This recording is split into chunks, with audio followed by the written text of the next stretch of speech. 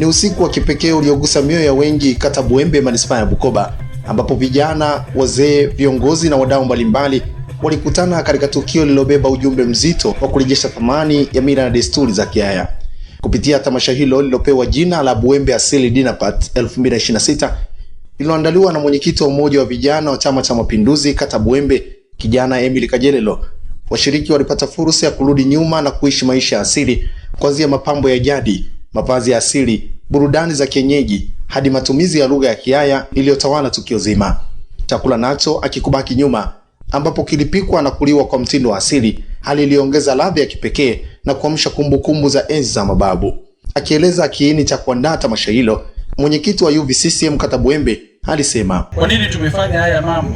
Tumeamini sisi kama vijana tunayo haja ya kuendelea kujua wapi tulitoka na wapi tunakwenda, lakini tukijua asili yetu itatusaidia.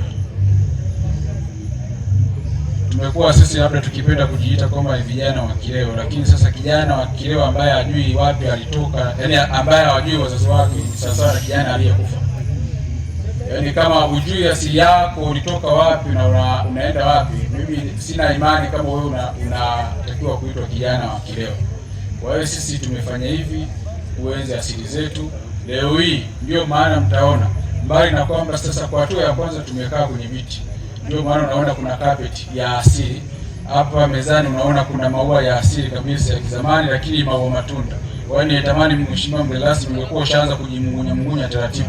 Yaani ni maua lakini ni matunda pia. Katika hatua nyingine, wazee walipewa nafasi ya kusimulia historia ya Bwaya pamoja na mabadiliko yanayoonekana katika malezi ya kizazi cha sasa. Walizungumza kwa hisia na uzoefu mkubwa. Nizalwa mbeo, Buembe ya mbeo. Buembe ya mbeo, Buembe ya mbeo. Yani kwa kambaki yani tinga kote nigega. Zara yakazaru uwo mugurusi. Ambwenwa ndiyo ibara lya Buembe. Buembe bwa mbeo. Kwa niaba ya mbunge wa jimbo la Bukoba mjini, mhandisi Johnston Mtasingwa, katibu wake Hamada Simba alieleza kufurahishwa na ubunifu ulioonyeshwa na kijana Emily Kajelelo. Naye mwenyekiti wa UVCCM manispaa ya Bukoba James Nyamanza akusita kueleza fahari yake kwa viongozi wa UVCCM ngazi ya kata na kudai kuwa viongozi hao ni viongozi wa dhahabu. Kwa zaidi ya masaa matano, washiriki wa tamasha hilo walijikuta wakizama katika ulimwengu wa asili, wakifurahia maisha ambayo kwa sasa yamebaki nadra kuyaona. Ilikuwa ni safari ya kihisia iliyoacha wengi wakitamani kurudi tena katika misingi ya utamaduni wao.